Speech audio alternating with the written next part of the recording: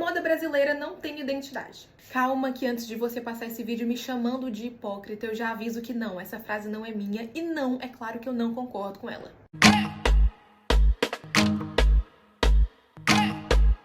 Oi, eu sou Esther e esse é o Demodê, um espaço em que a gente fala sobre moda, cultura, história e tem uns bate-papos bem interessantes. O vídeo de hoje a gente vai falar sobre identidade de moda brasileira. No vídeo passado, Demodê 30, a gente falou sobre cultura, o que ela é, como ela se forma e a gente viu que ela se constrói por meio da junção de conhecimentos, de costumes que as sociedades angariam ao longo do tempo. E isso interfere, na verdade, isso reflete diretamente naquilo que aquele grupo social vai valorizar. E com a moda não é diferente. Nós sabemos que, ao longo da história da colonização do Brasil, infelizmente o povo brasileiro foi ensinado a valorizar muito mais o que vem de fora em relação ao que é produzido aqui dentro. E isso vem desde os princípios, desde quando os portugueses e os europeus colocaram o pé aqui no Brasil. Com o passar do tempo, o Brasil foi visto apenas como um lugar para se tirar, para se explorar, e assim a matéria-prima era levada para fora para que então ela voltasse como algo válido de ser valorizado. E quando eu digo matéria-prima, eu não falo só daquela palpável, o pau-brasil, o algodão, o café, a seda, não. Eu falo também daquela matéria-prima que vem de dentro de nós, da nossa cultura, dos nossos saberes, do nosso conhecimento.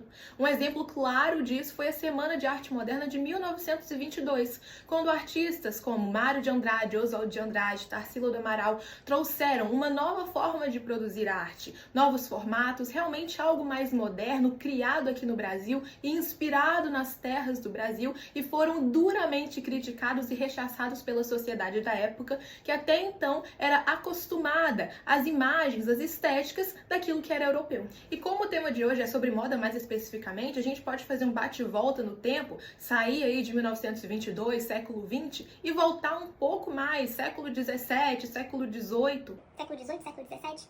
Gente, nessa ordem cronológica aí, a gente sai do 21, 20, 19, 18, 17, enfim. Os séculos mais passados, quando as mulheres que vinham da Europa vinham com aqueles espartilhos, muitas camadas de roupa, os europeus com aquelas quantidades enormes de tecido, algo que não condizia com aquilo que a gente vivia aqui no Brasil.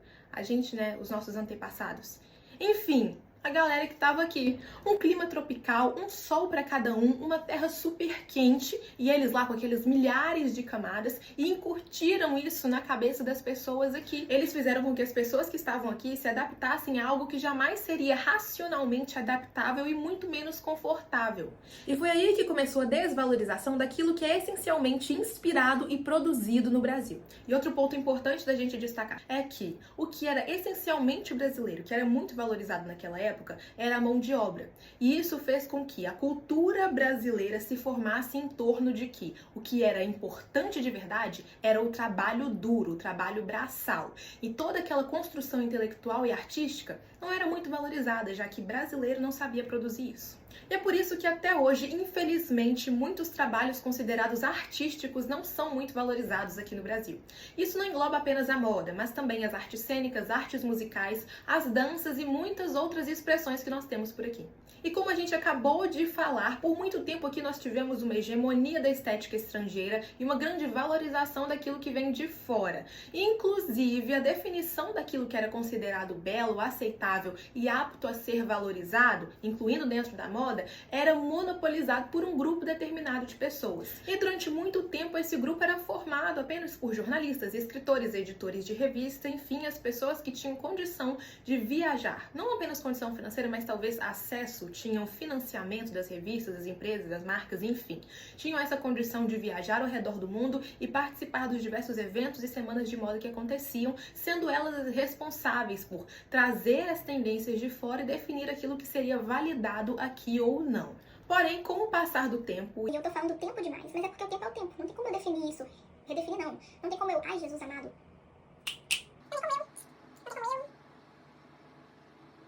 Substituir. Não tem como eu substituir isso por outra palavra. Entendeu? É o que há. Continuando, os dias, meses e anos se passaram e a globalização veio. Com ela veio o acesso à internet e, consequentemente, a democratização do acesso à informação. Por conta disso, aquelas informações em relação ao mundo da moda que antes eram restritas àquele grupo de jornalistas, escritores, começaram a ser ofertadas para um grupo maior de pessoas. Assim surgiram as blogueiras, hoje chamadas de influenciadoras, que começaram a definir por elas mesmas também aquilo que era considerado belo, transmitir as suas interpretações em relação às tendências e criar uma nova cultura de moda. Porém, nesse início, essas figuras, pelo menos as que se destacaram mais e ficaram mais conhecidas e proeminentes, eram aquelas que já tinham acesso às informações antes, eram quem assinavam as revistas, quem participava dos eventos, as blogueiras consideradas da alta sociedade. E por isso, quando elas começaram a transmitir as informações do seu jeito, na verdade se tornava uma releitura daquilo que as revistas, que os jornalistas já traziam ao longo do tempo. Ou seja, a visão em relação à moda continuava sendo a mesma, só que com alguns ajustes e toques de pessoalidade. E a junção de tudo isso, um conteúdo que antes era feito de forma mais profissional e considerada erudita,